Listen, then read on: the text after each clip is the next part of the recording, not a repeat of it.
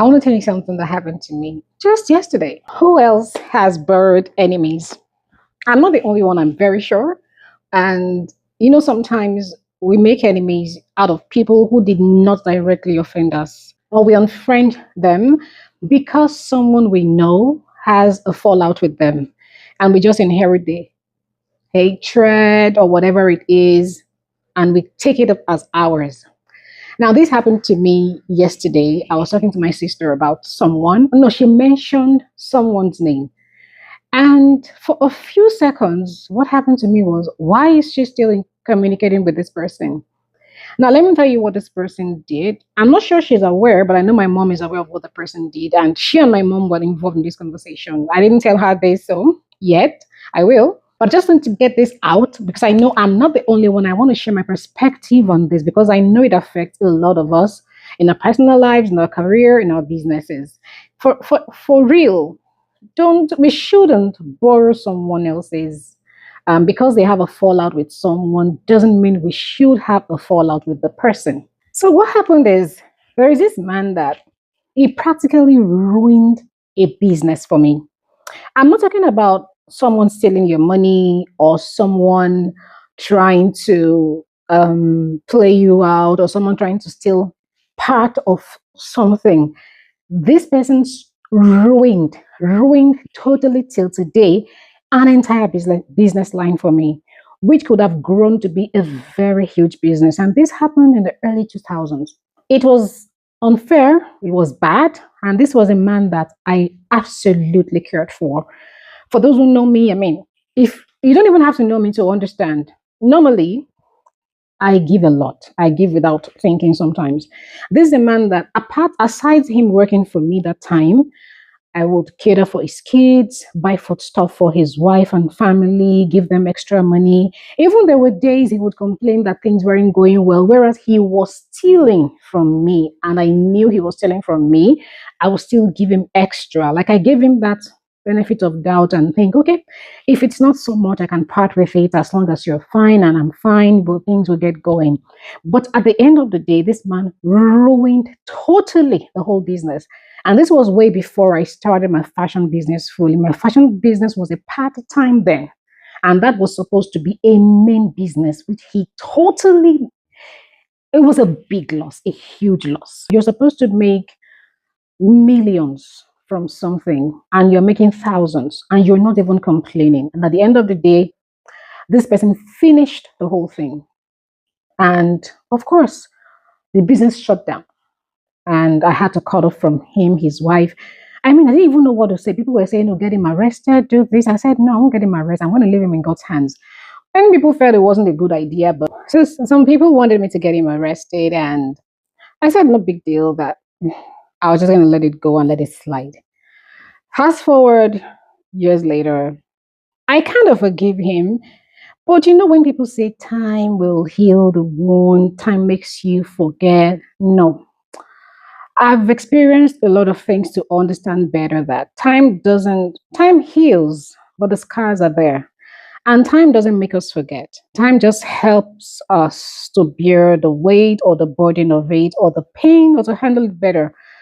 And I felt really bad by this experience, by what this man did. I mean, I wish, you know what, like you're a Christian, but you really wanted to avenge.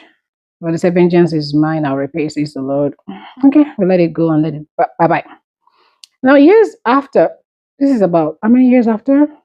This is over 20 years after, over 22 years after. I can't even say, but this is years, over 2 decades after, sure. This is well over 2 decades after. My sister and I were in the conversation yesterday, and she mentioned the man's wife. Something tripped in me that, what? You and my mom are still communicating with this man. I didn't say it, but I just went quiet. And the pain, the hurt, it all came back. It all came rushing back. I felt bad. And I paused for a moment and thought, because you have a fallout with them at Aderonke doesn't mean everyone should. I mean, the husband hurt you, doesn't mean the wife did. Well, I felt the wife could have done better that time because she was close to me. I was really helping her out. in a lot of ways. And I was also learning a few things from her.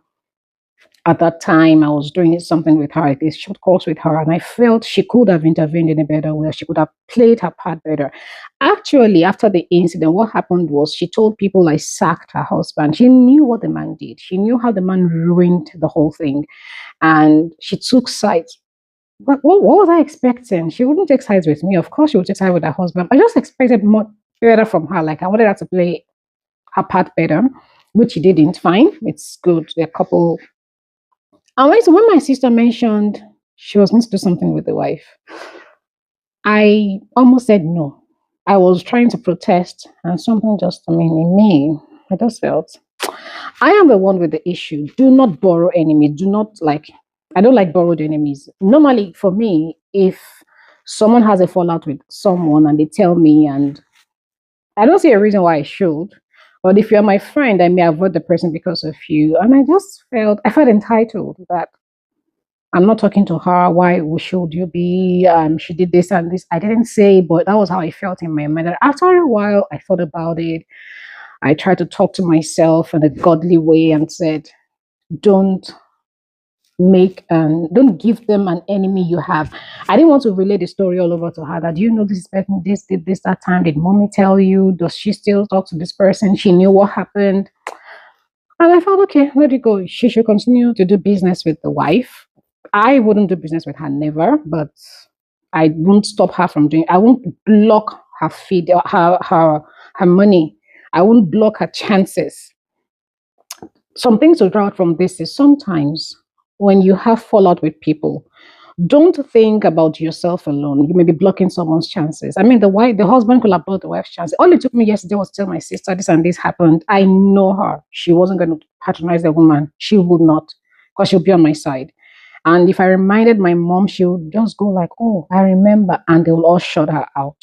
And the news could go from there on and on and on, and that's how they may cancel her. It may not affect her totally, but at least it takes some percentage off. For a business owner, every money counts, every income counts.